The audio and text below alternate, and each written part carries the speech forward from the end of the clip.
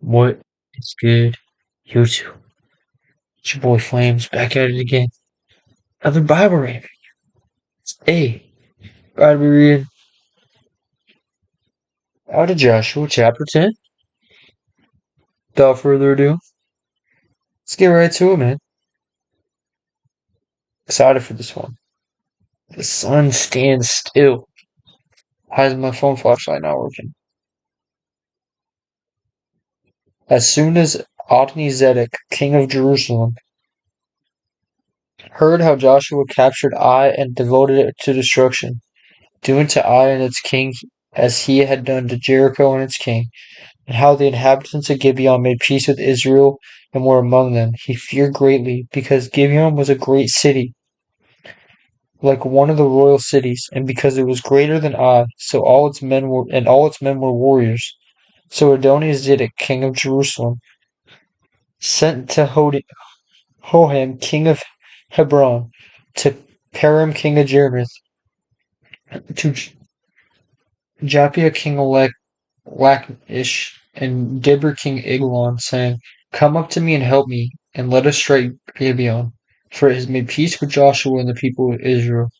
Then the 5 kings of the Amorites, the king of Jerusalem, the king of Hebron, the king of Jarmuth, king of Lath, Lachish, king of Eglon, gathered their forces and went up with all their armies and encamped against Gibeon and made war against it.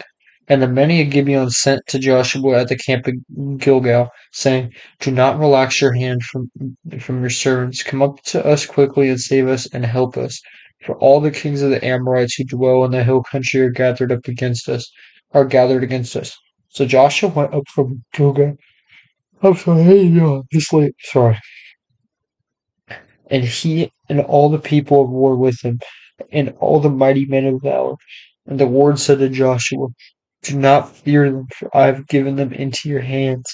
Not a man of them shall stand before you. So Joshua came upon them suddenly, having marched up all night with Gilgal. And the Lord threw them into a panic before Israel, who struck them with a great blow at Gibeon, and chased them by the way of the ascent of Beth Horon, and struck them as far as Azekah and Makkedah. And they fled before Israel, while they were going down the ascent of Beth Horon. And the Lord threw down large stones from heaven on them as far as Akazah, and they died. Whoa, whoa, hold on. Wow, so struck them and chased them by the way. So I wish I was able to see this on a map. So Israel's basically just chasing them down. They're running from Israel, running. And since they're trying to get away, the Lord threw stones, so rocks started falling out of the sky in one tap, and everybody on the ground. There were more who died because of the hailstones than the sons of Israel killed with the sword. So more people died from the stones falling from the sky. They were only hitting them, by the way. Those actually dead in combat. At the time Joshua spoke to the Lord in the day when the Lord gave the Amorites over to the sons of Israel, and he said in the sight of Israel, Son, oh, sun, stand still in Gibeon, and moon in the valley of Edrelon. And the sun stood still, and the moon stopped, until the nation took vengeance on their enemies. So, since the day, bro, since the day was gonna end and it was gonna get dark, God allowed the sun to sit still in the sky until everybody was knocked off, until all of them were dead. Crazy. Bro, that's crazy. Bro, that's crazy. Is it not written in the book of Jashar? The sun stopped in the midst of heaven and did not hurry to set for about a whole day. There has been no day like it before or since when the Lord heeded the voice of a man. For the Lord Um, I'm sorry, I lost my. For the Lord fought for Israel. So Joshua returned, and Israel with him, to the camp at Gilgal. 5 Amorite kings executed. These 5 kings fled and hid themselves in a cave at Makkedah. And it was told to Joshua. Oh. And it was told to Joshua, the 5 kings have been found hidden in the cave at Makkedah. And Joshua said, roll large stones against the mouth of the cave and set men by it to guard them. But do not stay there yourselves. Pursue your enemies and attack their rear guard. Do not let them enter your cities, for the Lord your God has given them into your hand. When Joshua and the sons of Israel had finished striking them with a great blow until they were wiped out, and when the that remained of them had entered into the fortified cities, then all the people returned safe to Joshua in the camp at Makkedah. Not a man moved his tongue against any of the people of Israel. Then Joshua said, open the mouth of the cave and bring those 5 kings out to me from the cave. And they did so, and brought those 5 kings out from the cave, the king of Jerusalem, the king of Hebron. I didn't know Jerusalem was a city before they got there. That's news to me. King of Jarmuth, king of Lachish, the king of Eglon. And when they brought those kings out to Joshua, Joshua summoned all the men of Israel and said to the chiefs of the men of war,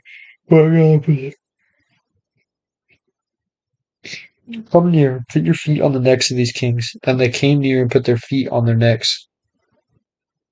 And Joshua said to them, do not be afraid or dismayed, be strong and courageous.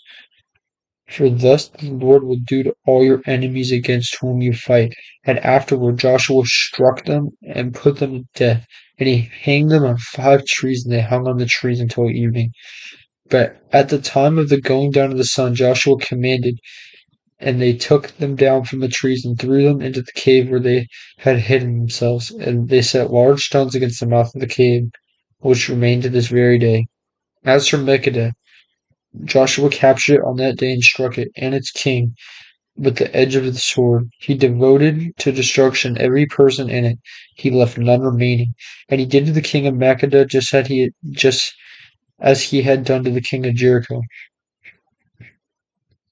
They're just wiping everybody out. Conquest of southern Canaan. Then Joshua and all Israel with them passed on from Makkedah to Libnah and fought against Libnah. And the Lord gave it also and its king into the hand of Israel. And he struck it with the edge of the sword, and every person in it, and he left none remaining in it. And he did to its king as he had done to the king of Jericho. Then Joshua and all Israel with him passed on from Lebanon till Lachish, and laid siege to it and fought against it. And the Lord gave Lachish into the hand of Israel. And he captured it on the 2nd day, and struck it with the edge of the sword, and every person in it, as he had done to Libnah. Then Horam, king of Gezer, came up to help Lachish, and Joshua struck him and his people, until he left none remaining. Then Joshua and all Israel with him passed on from Lachish to Eglon, and they laid siege to it and fought against it. And they captured it on that day, and struck it with the edge of the sword. And he devoted every person in it to destruction that day, as he had done to Lachish. Then Joshua and all Israel went up to Eglon and to Hebron, and they fought against it, and captured it, and struck it with the edge of the sword, and its kings and its towns, and every person in it. He left none remaining, as he had done to Eglon, and devoted it to destruction, and every person in it. Then Joshua and all Israel with him turned to Debir and fought against it, and he captured it with its king and all its towns. And they struck them with the edge of the sword, and devoted to destruction every person in it. He left none remaining, just as he had done to Hebron and to Libnah and to its king. And so he did to Debir and to its king. So Joshua struck the whole land, the hill country and the Negeb and the lowland and the slopes, and all their kings. He left none remaining.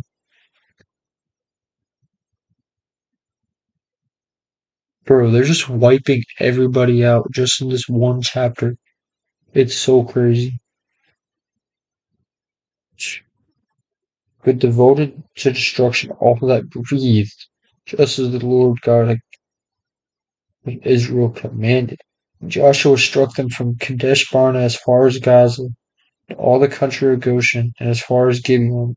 And Joshua captured all these kings in their land at one time, because the Lord God of Israel fought for Israel. Then Joshua returned and all of Israel with him to the camp at Gilgal.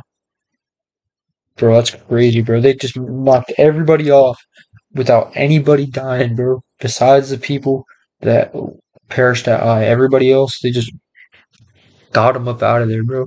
They had no heart to be able to fight. They knew they were cooked. You ever been playing a sport or playing a game or something? You've been going against somebody and you just knew you had no chance and you just felt defeated? That's how they felt with their lives. They just knew their lives were over.